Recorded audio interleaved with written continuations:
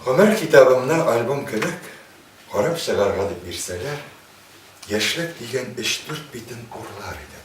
Әгәр күрсәләр, качар идем ерак җирләргә, яшьлегемне салып яргә. Ул кайдадыр якында кебек, авылымның айлы таңында, фуражкасын кырын салган егет кызын көтә тирәк төбендә. Эшкә сыңлый диеп борчылмагыз, яшьлек бит ул, яшьлек өлгерер, таң атканчы тирәк төбен саклар, атаң белән эшкә йөгерер. Шундый чагым бик якында кебек. Қолны сузсам җитәр шикелле, қолны сузам диеп бер үрелсәм өркетермен, китәр шикелле. Мин яратам кояш чыккан чагын, җирнең өстен нурга балкытып, таба алмадым дуслар гомремнең яшьлектән дә матур вакытын. Тик дөньяда бер ни кабатлан, һәр нәрсәнең була сызыгы.